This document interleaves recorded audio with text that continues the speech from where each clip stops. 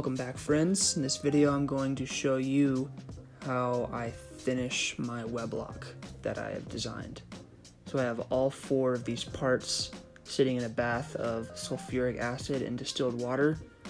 They are currently being anodized.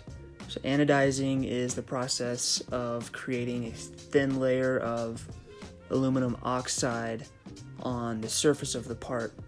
And this layer of aluminum oxide is porous, so when you're done with the anodization and you dip it in dye, the metal will soak up that color and become that color.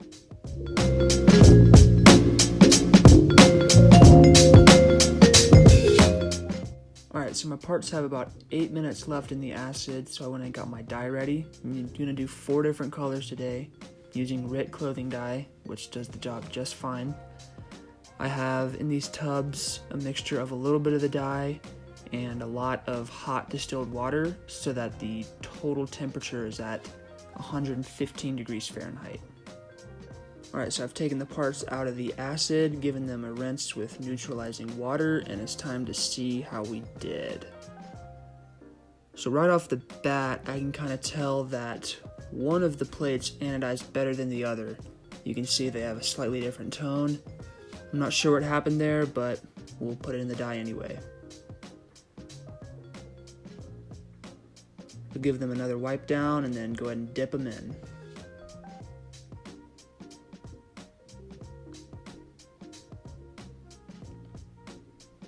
I'm taking caution to make sure that they're fully submerged. Any bit out of the dye will be not colored. And even after just a few seconds, they're starting to take the color. So I'll put 15 minutes on the clock and then check them out after.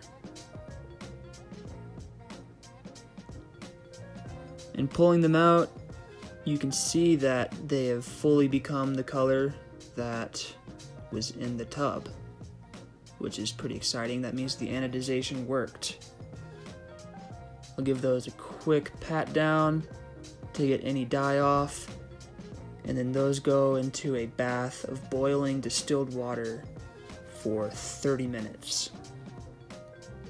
This process seals the oxide layer in the anodizing and will seal that color in there.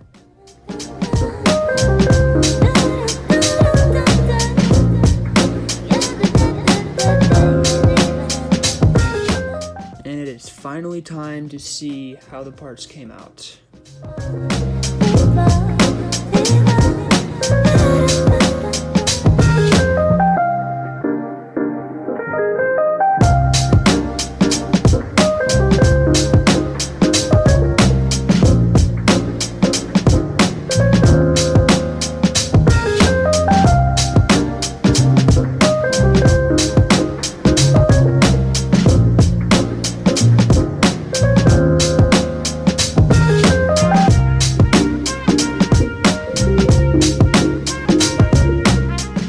Go ahead and give them a pat down, make sure that no dye is coming off, which it isn't, which is a good sign. Go ahead and inspect the first part. So the diverters came out beautifully. You can see the area of no color. That's just where my wire connected to it. Wherever the wire for the anodization connects to the part, it does not anodize there, but they're going to be hidden by the assembly anyway. So the plates came out kind of interesting. All those little specks were not on purpose. I'm not quite sure where they came from. And then the purple plate had some blemishes as well, probably from having a dirty pot when I did the boiling distilled water bath. Who knows? A lot could have gone wrong. So now all I have to do is assemble it. So basically, I'm just gonna press each component into itself and put the screws in, and then it's done.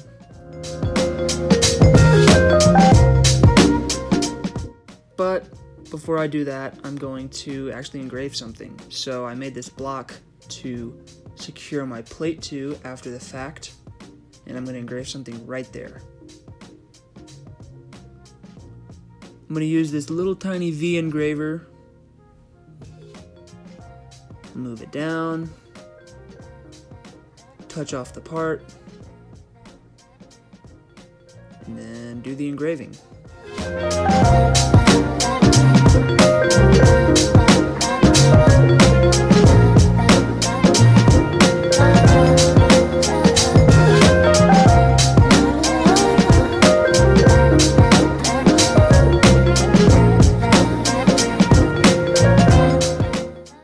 See how we did.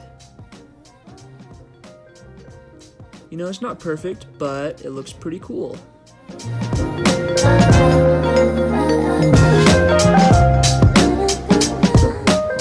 Alright, so now I'm truly ready to assemble the web lock finally. And for that, I'm going to use this big press that we have in the shop. So I'm going to start by pressing in a single cylinder into the plate.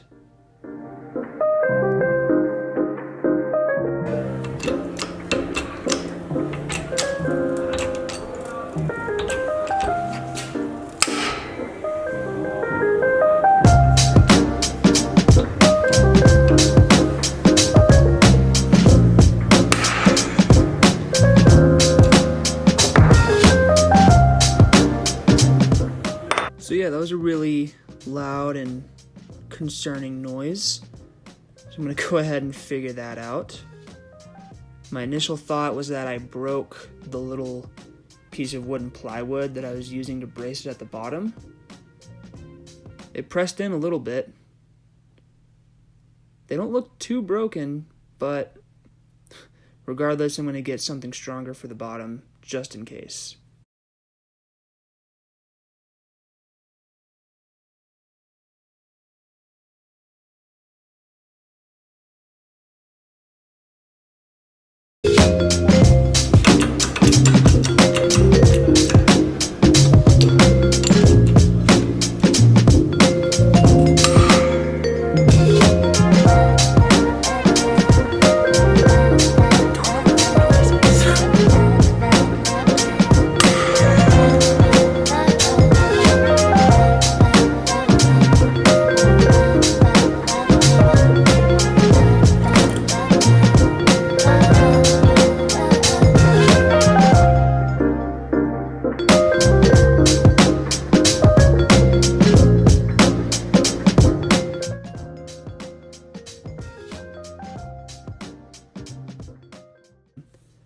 So I determined that that noise is actually just the violent, sudden pressing of the aluminum parts into itself. I've done this before and I never heard that noise, but this was the first time I did it with anodized parts. And turns out anodizing leaves a bit of a sticky finish. Not really to the touch, but enough to make a difference for the press fit.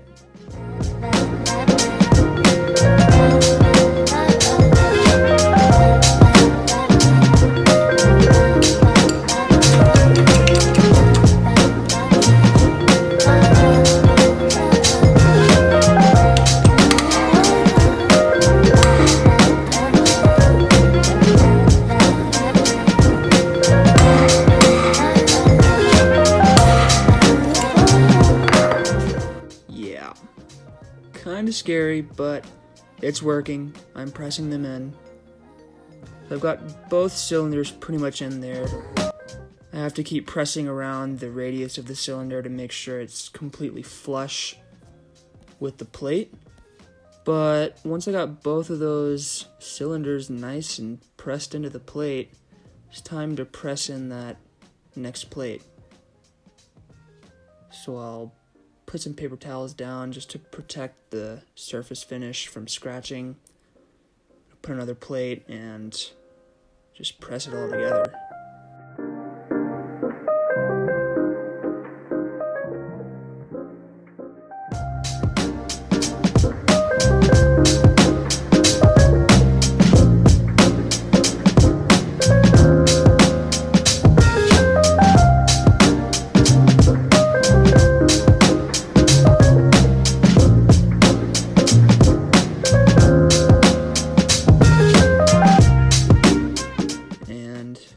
pressed together.